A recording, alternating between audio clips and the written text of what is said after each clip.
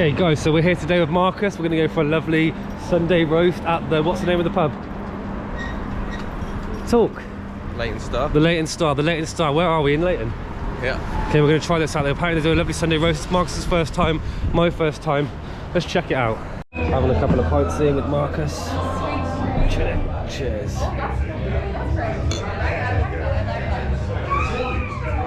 What do you want to talk about then? Fucking football. Oh, you can't swear on this, can you? We're in. So this pub apparently is it's a Leyton Orient pub, but they've also got some Tottenham games on. I think isn't that right? Oh, Chelsea. Oh, this is interesting. Some Tottenham games. Maybe this is going to kick off right now. There's just one on. There's one game now. Yeah. Who's playing? We don't even know who's playing. The Spurs are playing against. Who are they playing against? Calls it the Hotspur. The Hotspur. Hotspur. Coys, that's what it says, isn't it? Come on, you Spurs. Come on, you Spurs. Let's see how they do. They're about to start. So Marcus is currently talking about pub etiquette and how you should behave when you walk into a pub. Not should. What then? No rules. Go on. But you're right, a pub is a lounge. You're essentially in a lounge. We're in a lounge, we're walking to someone's lounge and we should... You take your shoes off at the door. You could do. You get into pyjamas. How would you describe pub etiquette then, if you were going to like explain to someone, an alien that had never been to a pub, how you should behave when you walk into a pub? I think, yeah, the best pubs are like they're like... And does it differ from a bar? Yes. In what sense? It's more cosy. It's more cosy. You also the best pubs that feel like they're owned by a particular person or a particular family, and it's got a particular like coherent style, and you feel like you're in their house. Yeah. Bars aren't like that. Bar is more of like a no, you're right. A bar feels more like a place of business, and a pub feels more like a home, doesn't it? We're in the business of pints. Yes. I think it's important that we document Sammy's bad rib. I fucked my rib the other day. Well, you know this already, but basically Harry, the little swine, we got into a little scrap in Madrid, and I got a stiff knuckle to the rib, and ever since I've been walking with a limp since then. And yeah, it's getting better though. Marcus kindly gave me ibuprofen earlier on, which is the first one I've ever had in my life, and I'm actually feeling pretty bloody good off it. First painkiller in your life? I've probably had one before. I probably have had one before, but it was probably administered rather than me taking it myself. So anally, orally? That's sort of the main difference.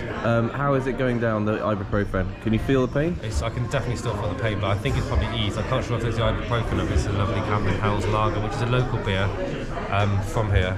It's one which we've... It's not from here, it's Camden. Camden, yeah, but you know. It's I see. Same city, different. Nature's painkiller. Yeah. Oh, it's gone off, is it? Still feeling. Oh, okay. Yeah.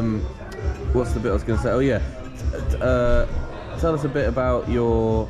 Can I see myself though on the things? History of painkillers. Like, it was quite interesting what you were saying about pain being a lesson. Well, yeah. So one of the things that we were talking about earlier on, Marcus kindly offered me a painkiller, and I said no. The reason for that was because I felt like I deserved the pain for the situation that I'd got myself into. It was my fault.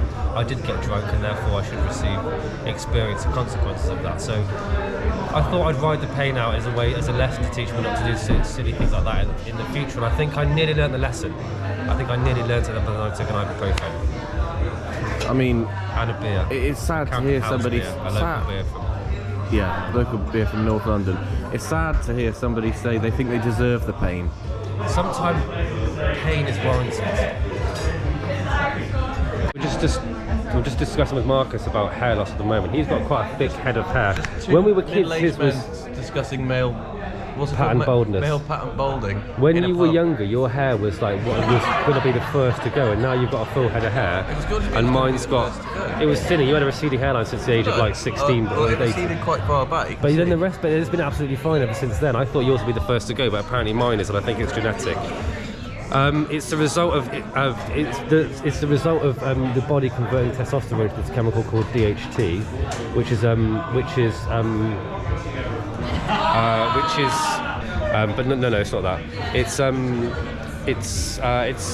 DHT blocker. So I was just explaining how I take this DHT blocker to try and increase like the amount of hair that I have on my head. It's alright at the moment, but I think I'm probably going to lose it in the near future. Right. So Marcus, tell me about yourself. Act like we're on a date.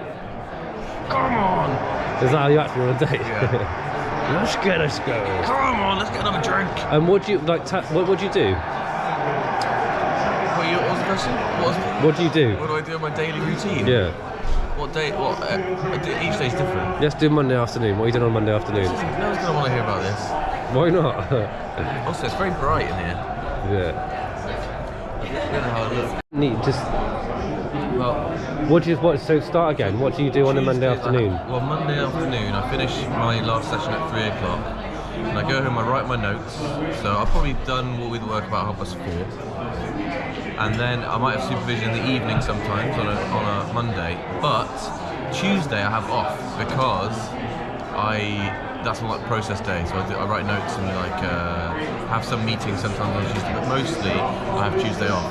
So Monday evening, You're down the pub. you can have a cheeky pint on a Monday evening. Cheeky pint in the pub. But no one wants to do anything on a Monday evening. What's a good? Yeah, Monday evening's a difficult one to Monday convince people to do stuff, isn't it? Yeah. Exactly. Damn it, man. So I'd love to find a Monday drinking partner. So that's what Mark is looking for. This is it could be like the new Tinder for like drinking buddy. You've got to get in line what your channel is. Is it the new Tinder or is it you doing your travels? It's the new Tinder. I don't know. Be publishing about stuff like this. Why not? Did I ever tell you about what happened? What do you mean did I ever tell you? Are you talking to me or them? No, to you. But You talk about them like they're an old friend. Did I ever tell you the story about? Did I ever tell you about when I went to? And also, I don't know if I can publish this because. But I went to. Experience of an Arabic man in the UK. I went to. I drove a mate. Which is near where we live. We didn't drive all the way there just for no reason. It was like right next to my house. Headquarters. Yeah, I think so. Yeah. Or HQ. Oh yeah, maybe. Yeah. Could be that. It's not good. So yes, I drove a mate there to photograph. A mate wanted to photograph some big fences, so I drove him there.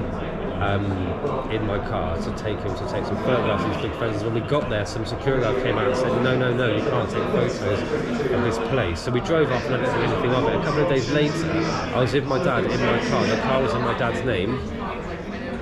And I was driving around. Your dad's name is, by the way? I was going to say it, but I don't. Sorry. Yeah. So I was driving him, and we were driving back to his house, and his wife. I'm not going to say her name either. We got a call from her saying, there's someone at the door, people in black suits are at the door, and they're asking questions about you. So we got back, and she didn't let them in. She told us to wait outside. We got back, and they were asking us questions, and it was because we'd been taking these photos. Yeah. It's pretty fucked though, like coming to your house, Yeah, I mean it's also getting a visit from some men in suits with their sunglasses. Yeah. Did they? And one of those pens that make you forget everything. Fly to light. God damn, you remembered it. Roast stories with Marcus. Wow. He's got he just shared with me a really good idea about how to get a Sunday roast when you're in the UK. Well, if the premises you're in allows it, order a kids roast as an adult, and you get often a similar size roast for about half the price. We're going to find out very soon whether his theory comes true. Yorkshire on my kids roast, so I already know it's going to be big. Let's do this. Marcus's theory proved absolutely true. That's the kids one, and that's the regular one. They're basically exactly the same, but half the price. Oh, I bet that looks good. That's been smoked. These do look absolutely delicious, though. You looking forward to this? Cheers. How does this compare then, Marcus? How does this roast compare to?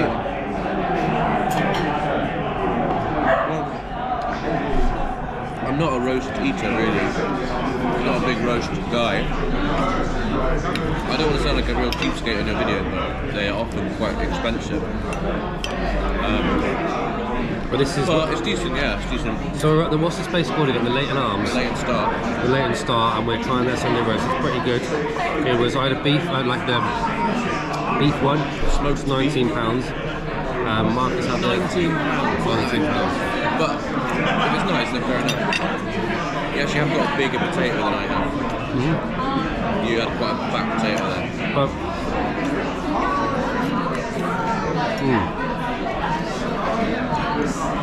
come here, I'd recommend getting the kids one. It's basically the same as the regular one, but half the price. Absolutely. Well, I think there's quite a lot of places that don't let you get a kid choice unless you're clearly a child. The Leyton Arms isn't one of them. That reminds me, we got ID'd last night to go into the Ridley Road Market Bar, which is the first time in a very long time, I imagine. For me, anyway. What about you? No, I think so. Although,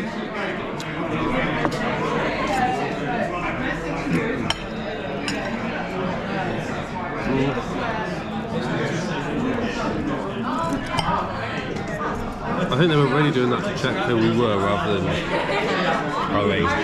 Conspiracy stuff? Yeah. Do you think? To check who you were? To go into Well, to Ridley check Road? that you haven't been banned there before or something. Oh, There's probably like a yeah. network of like, See. they probably have a database of people not to let in, don't they? Yeah, okay. I thought about that actually. Well, lucky we're not. They want to know where people are.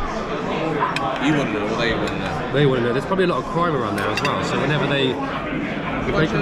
they can plot who's about and where those people are, it actually happens. Who's they? You mean Ridley Road Market Bar? Well, they probably requested by the maybe by I don't know by the government or by the police to like document who's there. So if something happens, they can identify people and then ask them What do you think? for witnesses. And I don't know. It's a pretty chilled out place. I just thought to do with genuine age, like they have to have ID'd everyone, because I reckon they probably get a lot of underage people trying to get in around there. Could be, yeah. Kind of slip in at like 2 in the morning. Yeah, maybe. Did you ever drink? Oh, that is a good question. Simon, did you ever drink anywhere underage as a 15, 16-year-old? Did you ever go to any pubs? So I grew up in a place called Cheltenham, which is very near, As did I.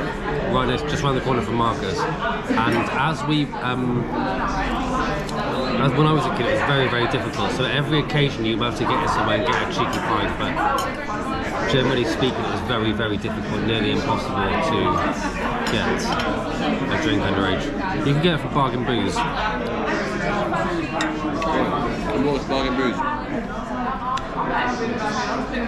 To the international viewers, they might not know what bargain booze is. They might not even know what the word booze means. Right?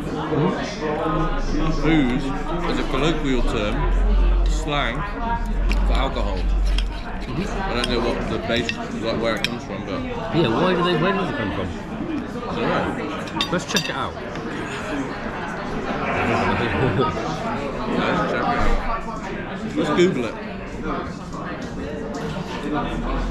Booze That'll be a good origin. tagline. Let's Google it. Dutch. Yeah, from Middle Dutch, boezen, which is to drink to excess. Boolzen. Where did booze come from? One of the words came from the old High German Bausen, which meant bulge or billow. That in turn was a cousin of the Dutch word boozen, which meant to drink excessively or to get drunk. To bulge. To drink so much that you bulge. I guess so. Yeah, they kind of blended it, the German and the Dutch origins. Of the Right. words. So originally would have been an adjective for an adjective. A verb, I guess. A verb. Yeah. To bulge essentially to booze. So we use it as a noun. And a verb.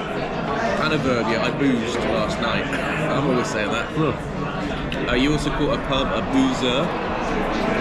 You might also call an alcoholic or someone who takes a lot of drink a boozer, funnily enough. So it's a sort of widely applied word, isn't it, booze? Yep. Can you think of any other synonyms for alcohol? Sauce? Sauce, liquid. Liquid? Yeah. I'm going for some liquid.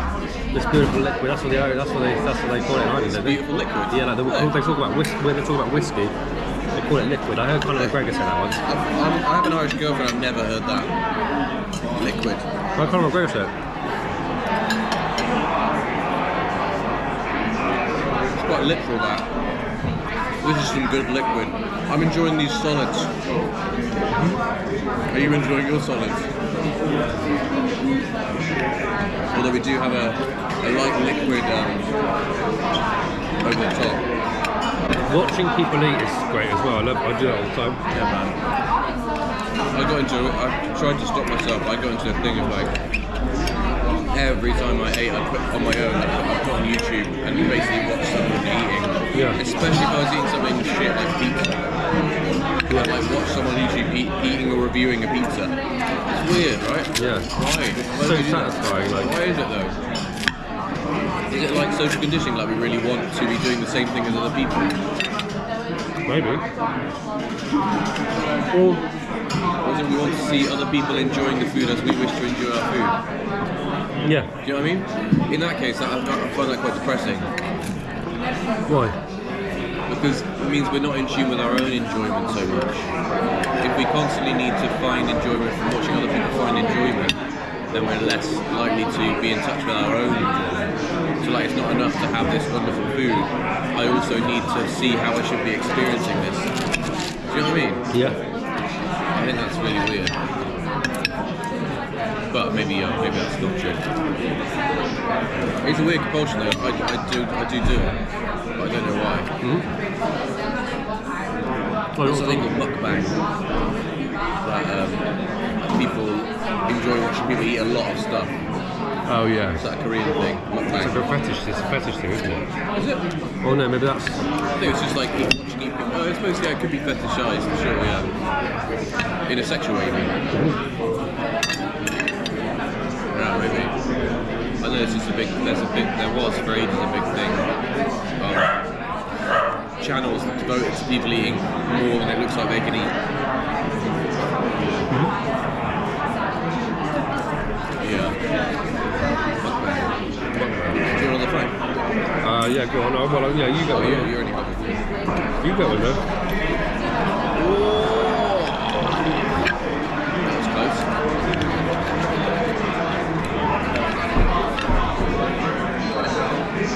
This beef is not the most tender. It's what? Not the most tender, but It looks like it has been slightly cooked. Yeah. Oh man, I'm full. How is a kid going to eat this?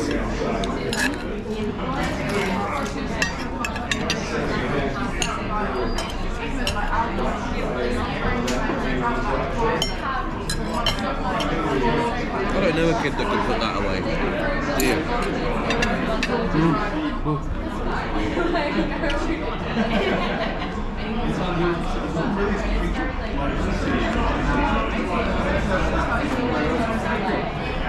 So Marcus, 1 out of 10, what would you? How would It's a bit you close, rate isn't it?